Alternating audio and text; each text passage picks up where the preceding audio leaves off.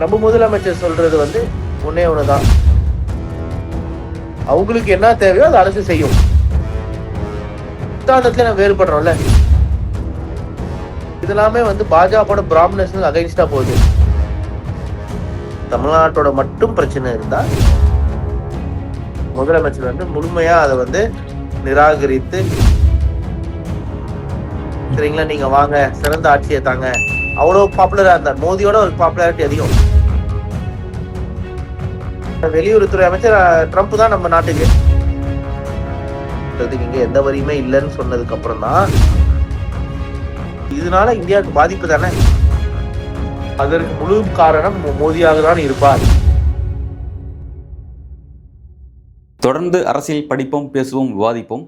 மறக்காம நம்ம channel news focus தமிழை சப்ஸ்கிரைப் பண்ணி இணைந்திருங்கள்.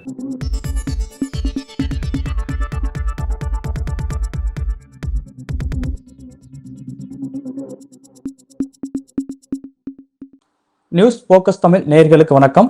இன்று நம்மோடு இணைந்திருப்பவர் திராவிட முன்னேற்ற கழகத்தின் செய்தி தொடர்பாளர் சேலம் தரணிதரன் அவர்கள். வணக்கம் சார். தமிழ்நாட்டுடைய ரயில்வே திட்டங்களுக்கு நிதி ஒதுக்க கோரி தமிழ்நாடு முதலமைச்சர் ஸ்டாலின் அவர்கள் வந்து மோடி அவர்களுக்கு வந்து கடிதம் எழுதியிருந்தாரு. அந்த கடிதத்துக்கு பதிலளித்த அஸ்வினி வைஷ்ணவ் அவர்கள் தமிழ்நாடு அரசு வந்து முறையான ஒத்துழைப்பு வந்து கொடுக்கல அப்படின்னு சொல்லியிருக்காரு சார். எப்படி பாக்குறீங்க அதை? அவங்களுக்கு காசு கொடுக்க விருப்பம் இல்லை, அதனால அவங்க வந்து ஒரு பொய் பிரச்சாரத்துல ஈடுபட்டு இருக்காங்க. நம்ம முதலமைச்சரே தெளிவா பதில் சொன்னது என்னன்னா, கிட்டத்தட்ட 2400 ஹெக்டர்ல நம்ம இடம் பிடிச்சி கொடுத்தோம். அதுல வந்து கிட்டத்தட்ட 1/3 கூட அவங்க வந்து ஃபண்ட் அலோகேட் பண்ணல. அதே மாதிரி தூத்துக்குடி திருநெல்வேலி ரயில்வே கேஜுக்கும் வந்து நம்ம 97.4% வந்து நம்ம இடம் பிடிச்சி கொடுத்தாச்சு. ஆனா ஒன்றிய அரசு வந்து காசு தராதனால அவங்க இடம் கொடுத்தவங்களுக்கு கூட நம்மளால வந்து காம்பன்சேஷன் இன்னும் கொடுக்க முடியல. இந்த சூழ்நிலை தான் இப்ப திகழுது. இவங்க வந்து இது முற்றிலும் ஒரு பொய்யான கருத்தை வந்து ஒன்றிய அரசு வச்சிருக்காங்க. அவங்க சைட்ல என்ன சொல்றாங்க அப்படின்னா 24% வரைக்கும் தான் நிலங்களை வந்து கையகப்படுத்தி கொடுத்திருக்காங்க, மீதி வந்து கொடுக்கப்படலன்னு சொல்றாங்க. இல்ல எல்லாத்துக்குமே இடம் கொடுத்தாச்சு. ஏதோ ஒரு ப்ராஜெக்ட் எடுத்து நீங்க குடுக்குறீங்க கொடுக்கல அப்படின்னா அது உலகத்துல எந்த இடத்துல வேணாலும் எடுத்து வந்து எல்லா விஷயத்துக்குமே ஒரு ஆப்போசிட் இருக்கும். புரியுதுங்களா? உலகத்துல வந்து நீங்க எந்த போனீங்கனாலும் அதுக்கு பேர் அனெக்டோட்டை வந்து நம்ம வந்து ஒரு எக்ஸாம்பிள் வச்சு நம்ம பேச முடியாது. சோ அதை வந்து நம்ம அது நீங்களும் என்ன கேட்கறதுன்னு சரியான விஷயம் கிடையாது. புரியுதுங்களா? உலகத்துல வந்து கொலைகள் நடக்காத இடம் இருக்கா? உலகத்துல வந்து குற்றங்கள் நடக்காத ஊருன்னு இருக்கா? உலகத்திலேயே நீங்க சேஃபான இடத்துக்கு போய்க்கோங்க, நார்வே, அங்கேயும் தினந்தோறும் ஒரு கொலை நடக்குது. அதனால அதே மாதிரிதான் எல்லா விஷயத்துலயுமே வந்து ஏதோ ஒரு ப்ராஜெக்ட்லயோ 2 ப்ராஜெக்ட்லயோ ஒரு அனமலிங்கிறது உலகம் ஃபுல்லா, இந்தியா ஃபுல்லா எல்லா இடத்துலயும் இருந்துட்டு தான் இருக்கும். அதை மட்டும் நீங்க காமிச்சு அதை நம்ம ஒரு கேள்வியா கேட்கறது சரியில்லை. மொத்தத்துல இந்த மாதிரி 10,000 விஷயம் இருக்கு. அது மாதிரி ஓவராலா நீங்க எடுத்து பாருங்க எங்க காசு வந்திருக்கா வரலையான்னு. மத்திய பிரதேஷ்க்கு வந்து பாத்தீங்கன்னா 2009 இருந்து 2014 வரைக்கும் ரயில்வேக்கு தமிழ்நாடோட கம்மி காசு கொடுத்தாங்க. இப்ப தமிழ்நாடோட 2.5 மடங்கு அதிகமா காசு ஒதுக்கி இருக்காங்க. இத மாதிரி நீங்க உத்தரப்பிரதேசுக்கு எவ்வளவு ஒதுக்குனாங்க காசு ஓவராலா ரயில்வேஸ்ல, இப்ப எவ்வளவு ஒதுக்கி இருக்காங்க? உத்தரப்பிரதேஷ்க்கும் தமிழ்நாட்டுக்கும் 2014 வரைக்கும் என்ன காசு அலோகேட் பண்ணாங்க எடுத்து பாருங்க. தமிழ்நாட்டுல வந்து 2009 இருந்து 2014 வரைக்கும் நீங்க எடுத்து பாத்தீங்கன்னா நமக்கு அவங்களுக்கு வந்து கிட்டத்தட்ட ஒரு 5,000-6,000 கோடி தான் நமக்கு வித்தியாசம் இருந்தது. அவங்களுக்கு நம்மளோட 6,000 கோடி சேர்த்து தருவாங்க. இப்ப வந்து பாத்தீங்கன்னா வருஷம் 1 லட்சம் கோடி சேர்த்து தராங்க. சோ இதெல்லாம் வந்து ஆல்ரெடி டேட்டா ஆன்லைன்ல இருக்கு. Okay sir. தொடர்ச்சியா பாஜக அரசு வந்து தமிழ்நாடு அரசு மேல வைக்கிற குற்றச்சாட்டு என்ன அப்படின்னா, தொடர்ச்சியா மாநில அரசு வந்து மத்திய அரசோட இணங்கி போக மாட்டாங்க, இனங்கள் அப்படிங்கிறது இல்லாம இருக்குன்னு சொல்லி குற்றச்சாட்டு முன் வச்சுட்டே இருக்காங்கல்ல சார்? யார் வைக்கிறா? மத்திய அரசு தொடர்ச்சியா முன் வச்சுட்டே இருக்காங்க சார். இணக்கம் இல்லாம இருக்கு மத்திய அரசுக்கும் மாநில அரசுக்குமான. அது ஏன் அதே பிரச்சனை வெஸ்ட் பெங்கால்ல வருது? ஏன் அதே பிரச்சனை கேரளாவுக்கு வருது? ஏன் அதே பிரச்சனை பஞ்சாபோட வருது? ஏன் அதே பிரச்சனை தெலுங்கானாவோட வருது? ஏன் அதே பிரச்சனை கர்நாடகாவோட வருது? வருதா வரலையா? வருது தானே. வருது. ஏன் இந்த பிரச்சனை வருது? ஏன் வருது? அப்படின்னா பேசிக்கா என்னன்னா இப்ப பாஜக ஆளாத மாநிலங்கள் எல்லாம் பிரச்சனை வருது. இதுல இருந்து என்ன தெரியுது? அவங்களுக்கு வந்து பாஜகவை எதிர்த்து ஆளுகின்ற கட்சிகள் இருக்கு, ஆளுகின்ற மாநிலத்து மேல அவங்களுக்கு விருப்பம் இல்லை. அதனால ஒன்றிய அரசு பிரச்சனை பண்றாங்க. சோ பிரச்சனை இப்ப யார் மேல? இப்ப எல்லா மாநிலத்தோடையும் அவங்க சுமூகமா போயிட்டு தமிழ்நாட்டோட மட்டும் பிரச்சனை இருந்தா நாம வந்து தமிழ்நாட்டோட பிரச்சனை இருக்குன்னு சொல்லலாம். டெல்லியில அரவிந்த் கெஜ்ரிவால் இருந்த போது என்னென்ன பிரச்சனை பண்ணாங்க? IAS அதிகாரி கூட அவர் மாத்த விடல, அவருக்கு பிடிக்காத அதிகாரியே போட்டாங்க. அவர் ஆர்டினன்ஸ் கொண்டு வந்தா அந்த அவர் கோர்ட்டுக்கு போயிட்டு தீர்ப்பு வாங்கிட்டு வந்தாரு, என்னால என்னோட IAS அதிகாரியை மாத்த முடியும்னு. அந்த தீர்ப்பை எதிர்த்து இவங்க ஒரு ஆர்டினன்ஸ் போடுறாங்க பார்லிமெண்ட்ல. சோ இது வந்து நீங்க யார் யாரெல்லாம் டெய்லி செய்தி படிக்கிறோம் அவங்க எல்லாருக்குமே அது எவ்வளவு ஈஸியா புரிய வேண்டிய விஷயம் தானே. ம். இதுல நாங்க என்ன பண்ண முடியும்? இந்த இந்த இந்த இந்த அரசுக்கு வந்து ஜனநாயகம், இந்த நாட்டுல ஜனநாயகம் இருக்கிறது பிடிக்கல. இந்த நாடு ம். வந்து சர்வாதிகார நாடாக்கணும். ம். ஒரே நாடு, ஒரே மொழி, ஒரே கலாச்சாரம், ஒரே மதம், ஒரே உணவு அப்படின்னு ஒரு நாடு இருக்கணுங்கிறத அவங்க வந்து எதிர்பார்க்கறாங்க, என்விசாஜ் பண்றாங்க. அத வந்து ம். நாங்க தமிழ்நாடு நம்ம முதலமைச்சர் வந்து முழுமையா அத வந்து நிராகரித்து, ஒரு இந்தியாவோட சித்தாந்தம்னா என்னன்னு சொல்லி அதன்படி ஆட்சி நடத்துறாரு. ம். ஒரு சில எதிர்க்கட்சி தலைவரும் அந்த நம்ம தலைவர் சித்தாந்தப்படி ஆட்சி நடத்துறாங்க. அவங்க எல்லாம் வெறுக்கிறாங்க. நம்ம இந்தியாக்காக நிக்கிறோம். அவங்க சர்வாதிகாரத்துக்காக நிக்கிறாங்க. இந்தியா சார் சீரழிப்புன்னு நிக்கிறாங்க. ம். குறிப்பா நீங்க சொல்லும்போது சித்தாந்தம் அப்படின்னு சொல்லியிருந்தீங்க. குறிப்பா தமிழ்நாடு அப்படிங்கிறது பல ஆண்டுகளா திராவிட கொள்கை அடிப்படையில் ஆட்சி செய்யக்கூடிய மாநிலமா இருக்கு. இதுதான் மத்திய ம். அரசுக்கு வந்து பிரச்சனையா இருக்கா சார்? ஒன்றிய அரசுக்கு என்ன சித்தாந்தம்? RSS சித்தாந்தம் என்ன? ம். RSS சித்தாந்தம் ஒன்னே ஒண்ணுதான். மனுஸ்மிருதி இந்த நாட்டுல இருக்கணும். ஒரே மொழி ஹிந்தி இருக்கணும். ஒரே மதம் ஹிந்து இருக்கணும். ஆனா அந்த ஹிந்துவும் வந்து எப்படி? நாம ஒரு வழிபாடு வச்சிருப்போம். அங்க வட இந்தியால ஒரு வழிபாடு வச்சிருப்பாங்க. இங்க இருக்க தமிழ்நாட்டுல இருக்க மக்களே பல தரப்பு மக்களுக்கு தல வழிபாடு வேணும். அதெல்லாம் கிடையாது.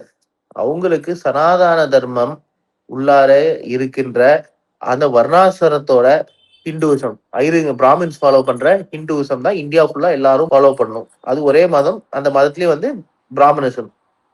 ஒரே மொழி ஹிந்தி, எல்லா இடத்துக்கும் ஒரே கலாச்சாரம். எதுக்கு எல்லாரும் இங்க வந்து வேஷ்டி கட்டுறீங்க? இங்கேயே எல்லாரும் குஜராத்ல என்ன துணிமணி போட்டுக்கணும் அதே துணிமணி போட்டுருக்கணும்.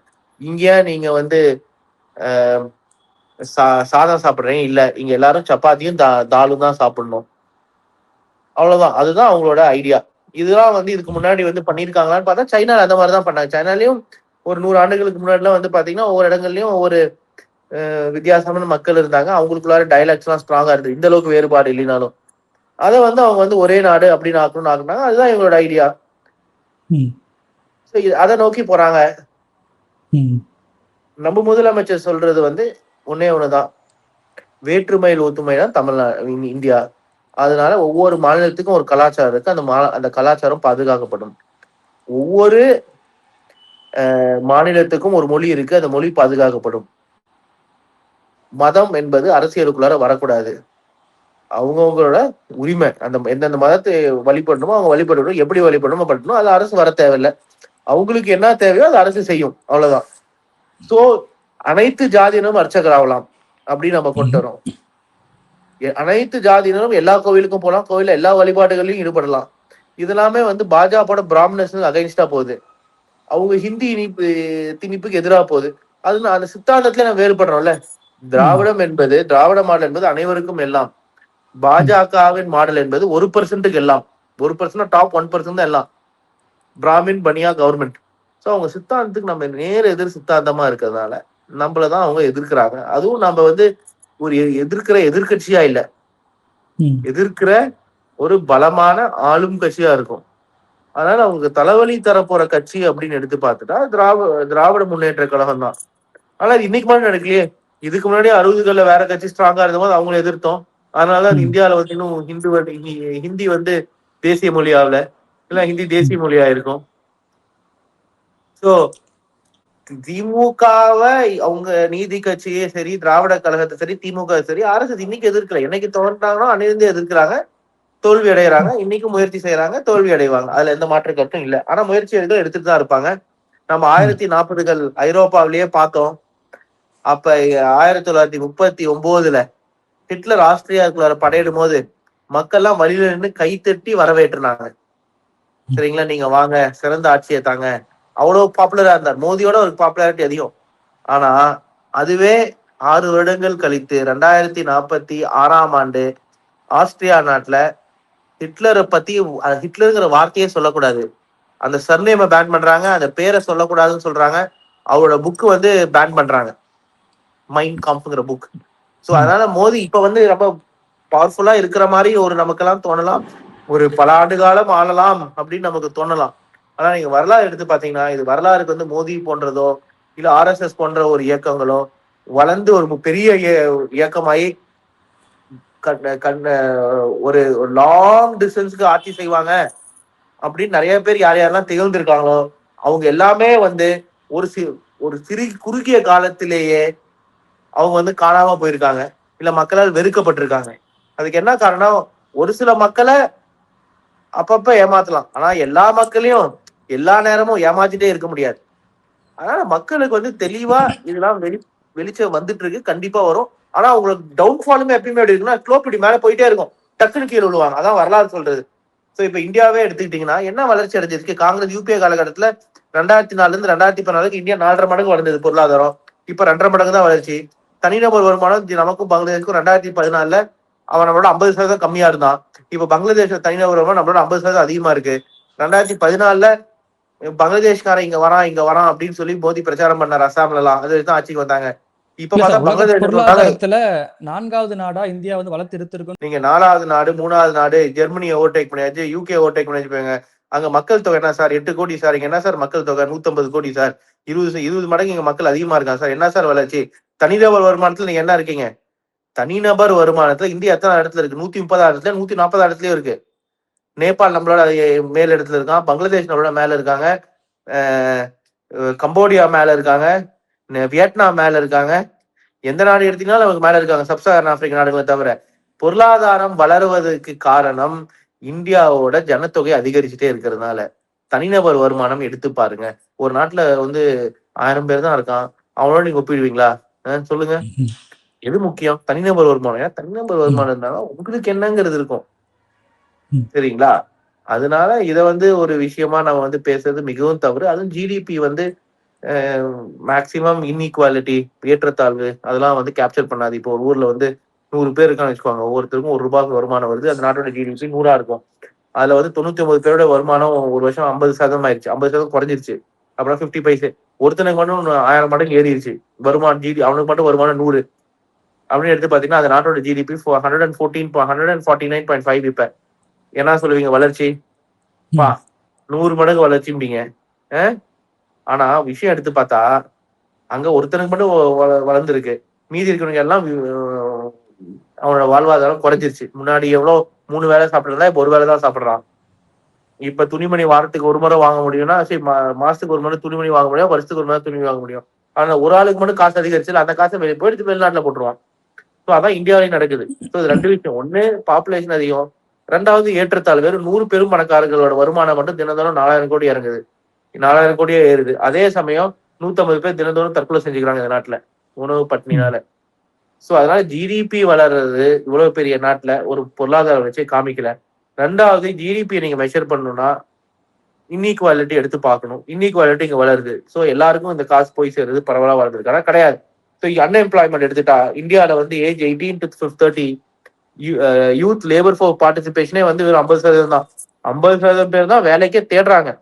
அந்த வேலை தேடுறதுலயும் 10% பேர் வேலை இல்லாம இருக்காங்க. அப்படின்னா கிட்டத்தட்ட 55% பேர் 80ல இருந்து 30 வயசு வரைக்குமோ 35 வயசு வரைக்கும் 55% பேர் வேலை இல்லாமல் இந்த நாட்டுல தத்தளித்துக் கொண்டிருக்கிறார்கள். Youth unemployment in this country has become a major crisis that can at any point of time evolve into a mass protest like what we have seen in Nepal that may threaten the unity of this country. அதை நம்ம தெளிவா புரிஞ்சுக்கணும். என்னைக்கு வேணாலும் அது மாணவர்கள் போராட்டமாக மாறலாம், இளைஞர்களின் போராட்டமாக மாறலாம். அதற்கு முழு காரணம் மோதியாக தான் இருப்பார். அதே போல வந்து நீங்க எடுத்து பார்த்துட்டீங்கன்னா கிராமப்புறங்கள்ல மக்களோட வாங்கும் திறன் கடைசி 11 வருஷமா ஒண்ணு அப்படியே இருக்குது, இல்லைன்னா குறைஞ்சிருக்கு. அதே மாதிரி பாட்டம் 75% மக்கள் அவங்களோட வாங்கும் திறன் ஒண்ணு குறைஞ்சிருக்கு, இல்லைன்னா அப்படியே இருக்கு. இந்த மாதிரி கடும் சிக்கல்கள் இந்த நாட்டுல இருக்கு. சோ அதனால மக்கள் வந்து இதையும் மீறி ஒவ்வொரு தேர்தல் அப்பயும் ஏதோ ஒரு கோல்மால் பண்ணி அந்தந்த இன்ஸ்டிடியூஷன்ஸை கேப்சர் பண்ணி ஒரு ஆட்சிக்கு வராரு, இல்ல மதத்தை வச்சு இஸ்லாமியர்களை வச்சு. ஆனா இதுவே நீடிக்குமா அப்படின்னு கேட்டா நீடிக்காது. இப்பயே வந்து பாத்தீங்கன்னா இந்த இண்டிகோ கிரைசிஸ் ஒரு ஃபர்ஸ்ட் சைன்.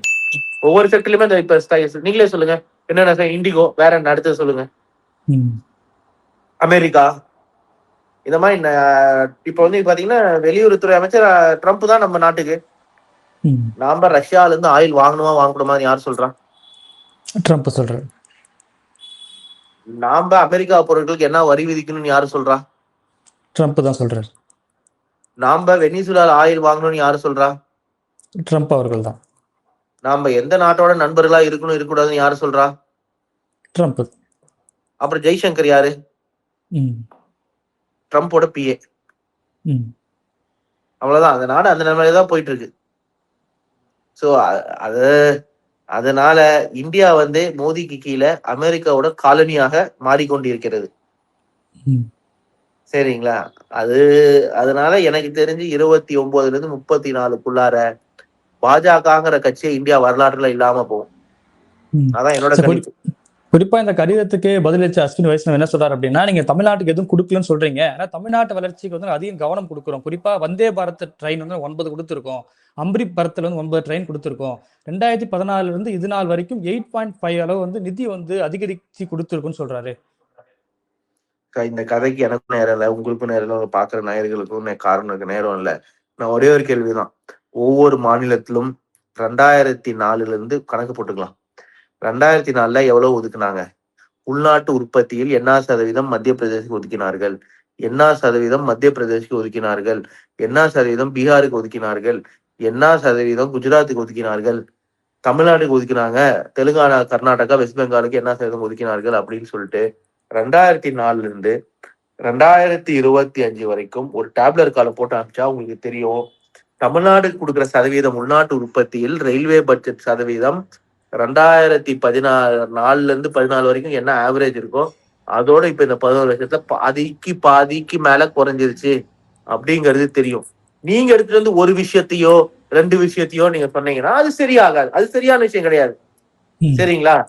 நீங்க வந்து நான் வந்து 50 500 ப்ராஜெக்ட் கேட்டிருப்போம். 498 ப்ராஜெக்ட்டுக்கு நான் இடம் கொடுத்திருப்பேன். நீங்க காசு எடுத்துக்க மாட்டீங்க. ஒரு ப்ராஜெக்ட்ல ஏதோ ஒரு டெக்னிக்கல் சீக்கிரம் இருக்கும். அதை உதாரணமா சொன்னா அத ம். மக்களை முட்டாளாக்குற விஷயம். நான் கேட்கிற கேள்வி சிம்பிளான கேள்வி தானே. Yes sir. எவ்வளவு ப்ராஜெக்ட்டுக்கு வந்து தமிழ்நாடு அதுக்கப்புறம் 2வது கேள்வி நான் கேட்கிறேன் அவருக்கு. 2014 இருந்து 24 வரைக்கும் எத்தனை ப்ராஜெக்ட்டுக்கு தமிழ்நாடு அரசாங்கம் விண்ணப்பித்திருக்காங்க? எத்தனை ம். ப்ராஜெக்ட்டுக்கு நீங்க பெர்மிஷன் கொடுத்திருக்கீங்க? எதுக்கெல்லாம் நீங்க லேண்ட் அக்விசிஷன் பண்ண சொல்லியிருக்கீங்க? தமிழ்நாடு அரசாங்கம் பண்ணாங்க, பண்ணல அப்படின்னு கொடுத்தா உங்களுக்கு தெரியும். 99.9% ப்ராஜெக்ட்களுக்கு தமிழ்நாடு அரசு நிலத்தை கொடுத்திருக்கு. அவங்க காசை ஒதுக்கலங்கிறது. அவ்வளவுதான். அதை விட்டு ம். நம்ம மக்களை திசை திருப்ப வேண்டாம். இது மக்களே ம். வந்து எடுத்து இது பாக்குறவங்க கூட எடுத்து அந்த டேட்டா எடுத்து போட்டாங்கன்னாவே அதுவே வந்துடும். சோ இது வந்து ஒரு சாதாரண விஷயம். இந்தியாவுக்கும் அமெரிக்குமான அந்த வர்த்தக ஒப்பந்தம், பல நாட்கள் நீடிச்ச வர்த்தக ஒப்பந்தம் ஒரு முடிவுக்கு வந்து எட்டிருக்கிறதா? இது மூலியமா வந்து விவசாயிகள் வந்து பலனடைவாங்க. 18% வரி இருக்கு. இங்க இருக்க உற்பத்தியாளர்கள் வந்து பலனடைவாங்கன்னு சொல்லி பாஜக தரப்புன்னு சொல்லப்படுது சார். அது எப்படி பாக்குறீங்க? Any trade deal it's in the details. புரியுதுங்களா? இதுக்கு முன்னாடி நான் சொல்ற கேள்வி, இதுக்கு முன்னாடி ம். என்ன சதவீத வரி வகிச்சோம் அமெரிக்காவில இருந்து இந்தியாவுக்கு வர பொருட்களுக்கு? சரிங்களா? இப்ப என்ன ம். வரி? அதான் கேள்வி. இப்ப அமெரிக்கா இந்தியா வர பொருட்களுக்கு 3% வரி. முன்னாடி 50%, 60% இருந்தது. சோ அப்படின்னா அமெரிக்கால இருந்து இங்க நிறைய பொருட்கள் வரப்போகுது. ம். அப்படின்னா இங்க இருக்கிற விவசாயிகளோட நிலைமை என்ன? இங்க ம். இருக்கிற தயாரிப்பாளர்களோட நிலைமை என்ன? எதுக்காக நிறைய நிறுவனங்கள் வந்து இங்க கார் விற்பனை செய்யறாங்க ம். அப்படின்னு வந்து கேட்டா ஒரே காரணம் தான். இங்க வந்து இம்போர்ட் டாக்ஸஸ் அதிகமா இருந்ததுனால, இங்க இம்போர்ட் பண்ணணும்னா அவங்களுக்கு டாக்ஸ் அதிகமா இருந்ததுனால, இங்க மேனுஃபேக்சரிங் பண்ணா அவங்களுக்கு லிக்விடிட்டி ஆகிறதுனால ஃபேக்டரிஸ் வர ஆரம்பிச்சது. நீங்க எல்லாமே ஐரோப்பா கண்டத்தோட, அமெரிக்காவோட சரி, எல்லா கண்டத்தோடயும் நீங்க இம்போர்ட் டாக்ஸஸே இல்ல அப்படின்னு நீங்க ஃப்ரீ ட்ரேட் கொடுத்துட்டீங்கன்னா, அவன் எதுக்காக இங்க வந்து மேனுஃபேக்சரிங் பண்ணணும்? புரியுதா நான் சொல்றது உங்களுக்கு? அவன் பாட்டுக்கு புரியுது. அவன் நாட்டுல பண்ணத இங்க வந்து இறக்கிட்டு போயிடுவான். சோ இது 2 ஒப்பந்தமே என்னன்னா, இந்தியா வந்து மோடி மார்க்கெட் பிளேஸா மாத்திட்டார். ம். மார்க்கெட் பிளேஸா மாத்திட்டாருன்னா என்ன? மார்க்கெட் பிளேஸ்னா என்ன? இந்தியா வந்து ஒரு விற்பனை சந்தையாச்சு. ம். எதனால நேரு அவர்கள் அப்ப வந்து ப்ரொடெக்ஷனிசம் எல்லாம் போட்டாருன்னா, நம்ம நாடு சுதந்திரத்துக்கு முன்னாடி ஆங்கிலேயர் கட்டுப்பாட்டுல இருந்தால இங்க நிறைய நமக்கு ப்ரொடக்ஷன் கெப்பாசிட்டி இல்ல. ஆங்கிலேயர் வந்து பாட்டுக்கு அவன் பொருளை இங்க வந்து கொடுத்துட்டு போயிடுவான். நமக்கு இங்க தயாரிப்பு மேனுஃபேக்சரிங் எபிலிட்டி ஸ்கில்ஸ்லாம் இல்ல. நமக்கு என்டையரா மார்க்கெட் ஓபன் பண்ணா இந்த நாடே வளராது. அவன் வந்து அவன் பொருளை இங்க கொடுத்துட்டே இருப்பான். இங்க மேனுஃபேக்சரிங் க்ரோ ஆகாது அப்படிங்கிறதுனால தான் நம்ம ப்ரொடெக்ஷனிஸ்ட் எக்கனாமியா இருந்தோம். ஸ்லோவா ஓபன் பண்ணி நம்ம கெப்பாசிட்டி வர நம்ம ஓபன் பண்ணோம். ஐஐடி வந்தது, பிஹெச்எல் வந்து, அந்த மாதிரி நிறைய நிறுவனம் வந்தது. நம்ம எக்ஸ்பர்டீஸ் அதிகரிச்சிச்சு. நாமளே இனோவேட்டிவா பண்ண ஆரம்பிச்சோம். டாடா நானோலாம் வந்தது. சோ அந்த மாதிரி நம்ம வந்ததுக்கு அப்புறம் நம்ம ஸ்லோவா எக்கனாமியா ஃபுல்லா ஓபன் பண்றோம். இப்ப இவர் வந்து ஃபுல்லா எல்லா செக்டருமே திறந்து விட்டா என்ன ஆகும்னா, இங்க வந்து மேனுஃபேக்சரிங் பண்றதுக்கு அவசியமே கிடையாது. இது வந்து இந்தியா வந்து ஒரு சந்தையா மாறிடும். அப்படின்னா இங்க வந்து மக்கள் உற்பத்தி செய்யறதோ ஆராய்ச்சி செய்யறதோ இருக்காது. இங்க மக்கள் தொகை நிறைய இருக்கு. அதனால வாங்கும் திறன் இருக்கு. கொஞ்சம் மக்கள்கிட்ட 1% பேர். இந்தியா 1% நீங்க 10% எடுத்தீங்கன்னா 14 கோடி. அமெரிக்காவோட பாப்புலேஷன் கிட்டத்தட்ட பாதி கிட்ட. இந்த உலகத்திலே ஒரு 15வது பெரிய நாடா, இன்னோட பாப்புலேஷன் 10% தான். அந்த 10% மட்டும் பொருட்கள், வெளிநாட்டு பொருட்களை வாங்கிட்டு போயிட்டோம், மத்த சாப்பாடுக்கு எல்லாம் கஷ்டப்பட்ட என்ன அப்படிங்கிற அப்ரோச் தான் இவர் எடுக்கிறாரு. அந்த அப்ரோச் தான் மோடி எடுத்திருக்கிறது. இப்ப ஒரு நாடு வல்லரசு ஆகணும்னா ஆராய்ச்சியில காசு செலவு பண்ணது அதிகரிக்கணும். R&D spending. இந்த பட்ஜெட்ல பாத்தீங்கன்னா R&D ஸ்பெண்டிங் இஸ்ரேல்ல 6.6% தான், இந்தியால 0.6%. எஜுகேஷன் பட்ஜெட் வந்து பாத்தீங்கன்னா ஜிடிபி டேர்ம்ஸ்ல இன்ஃபிளேஷனுக்கு கண்ட்ரோல் பண்ணா படிப்புக்கான ஸ்பெண்டிங் குறைஞ்சிட்டே வருது 2014 இருந்து. மருத்துவக்கான எக்ஸ்பென்ஷன் குறைஞ்சிட்டே வருது. ஒரு ஜனநாயக நாடு ஒரு வல்லரசு ஆகணும்னா முதல் முக்கியத்துவம் தர வேண்டியது படிப்பு. ஏன்னா ஹியூமன் ரிசோர்ஸ் கேபிட்டல் என்று அழைக்கப்படும் மனித வளம் தான் ஒரு நாடு வல்லரசு ஆகிறதுக்கு உதவும். ஏன்னா இங்க எல்லாருமே வந்து படிப்பு சமமா இருந்தது அப்படின்னா எல்லாத்தோட சம்பாதிக்கும் திறனும் அதிகரிக்கும். அதுக்கப்புறம் 2வது முக்கியம் மருத்துவம். 3வது முக்கியம் ஆராய்ச்சிக்கு செலவிடுற காசு. பெருங்கல்லூரிகள்ல ஆராய்ச்சிக்கு நீங்க ஃபண்டிங் நிறைய ஒதுக்குனீங்கன்னா அமெரிக்காவுல கண்டுபிடிக்காத விஷயங்கள் இந்தியாவில கண்டுபிடிக்கப்படும். ஜெர்மனியில கண்டுபிடிக்காது இந்தியாவில கண்டுபிடிக்கப்படும். அப்படின்னா அந்த பேட்டன்ட் நம்ம இங்க ரெஜிஸ்டர் ஆச்சுன்னா உலகம் ஃபுல்லா இருந்து நமக்கு இங்க காசு வரும். அது வச்சு நாம இங்க பொருட்கள் தயாரிப்போம். அதுக்கு வேலைகள் நம்ம உருவாகும். அந்த வேலைக்கு நம்ம இளைஞர்கள் போவாங்க. அவங்களோட வாங்கும் திறன் அதிகரிக்கும். அப்படின்னா இங்க நாடே வந்து வல்லரசு ஆகும். அது நான் எதுவுமே பண்ண மாட்டேன், யாருக்கும் படிப்பு தர மாட்டேன், எவனா இருக்குதோ அங்க நீங்க வெளிநாட்டு தர பொருளை வாங்கிக்கோங்க அப்படின்னா it is nothing India is gonna become marketplace of the world. இந்த ஒப்பந்தம் அப்படிங்கிறது நீண்ட நாள் நீடிச்சாலும் சடனா ஒரு 2-3 நாட்கள்ல வந்து ஒப்பந்தம் இறுதி செய்யப்படுது. அது வந்து பொதுவாக எதிர்க்கட்சி தலைவர் ராகுல் காந்தி அவர்கள் என்ன சொல்றாரு அப்படின்னா, ஒரு அழுத்தத்தின் காரணமா வந்து இந்த ஒப்பந்தத்துக்கு வந்து பிரதமர் மோடி வந்து அழுத்தம் இல்லைங்க, அதாங்க நான் சொல்றேன்.